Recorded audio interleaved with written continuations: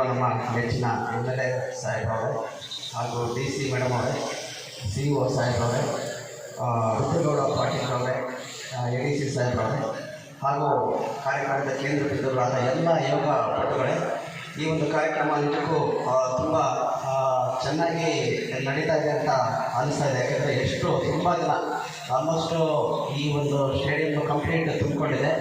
ನಿಮ್ಮ ಒಂದು ಹುಮ್ಮಸ್ಸಿಗೆ ನಾನು ಯಾವತ್ತೂ ಚಿರಋಣಿ. ಸಾಕಷ್ಟು ಸಂಖ್ಯೆಯಲ್ಲಿ ಸೇರಿದ್ರಿ, ಅದರಲ್ಲೂ ಮಕ್ಕಳು ಸೇರಿದ್ರಿ. ಇದು ನಿಜಕ್ಕೂ ಒಂದು ಒಳ್ಳೆಯ ಒಂದು ಸಂದೇಶವನ್ನು ಎಲ್ಲರಿಗೂ ಕಳಿಸುತ್ತೆ.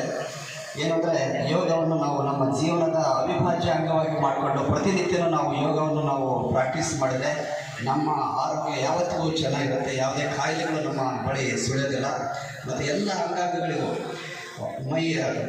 ಮೂಳೆಯಿಂದ ಹಿಡಿದು ಒಳಗಿನ ದೇಹದ ಎಲ್ಲ ಅಂಗಾಂಗಗಳಿಗೂ ಕೂಡ ಒಂದು ಈ ಎಕ್ಸರ್ಸೈಸಸ್ ಇರುತ್ತೆ. ಅದರಿಂದ ನಮ್ಮ ಆರೋಗ್ಯ, ಜೀರ್ಣಾಂಗ ವ್ಯೂಹ ಮತ್ತು ಕಣ್ಣು ಎಲ್ಲ ಒಂದು ಆರೋಗ್ಯ ಅಂಗಗಳಿಗೂ ಕೂಡ ಒಂದು ಉತ್ತಮವಾದ ಆರೋಗ್ಯ ಸಿಗುತ್ತೆ, ಎಕ್ಸರ್ಸೈಸ್ ಇರುತ್ತೆ. ಇದರಿಂದ ನಮಗೆ ನಮ್ಮ ಆರೋಗ್ಯ ಇಂಪ್ರೂವ್ ಆಗುತ್ತೆ. ಈ ಒಂದು ಯೋಗವನ್ನು ನಾವು ಯಾವತ್ತೂ ಕಂಟಿನ್ಯೂ ಮಾಡಿಕೊಂಡು ನಮ್ಮ ಆರೋಗ್ಯವನ್ನು ಚೆನ್ನಾಗಿಟ್ಕೊಳ್ಳೋಣ. ಆ ರೀತಿಯಲ್ಲಿ ನಮ್ಮ ಭಾರತ ದೇಶ, ನಮ್ಮ ಕರ್ನಾಟಕ ರಾಜ್ಯವನ್ನು ಬಲಿಷ್ಠ ಆರೋಗ್ಯಯುತವಾದ ಒಂದು ರಾಜ್ಯ ಮತ್ತು ದೇಶವನ್ನಾಗಿ ಮಾಡೋಣ. ಎಲ್ರಿಗೂ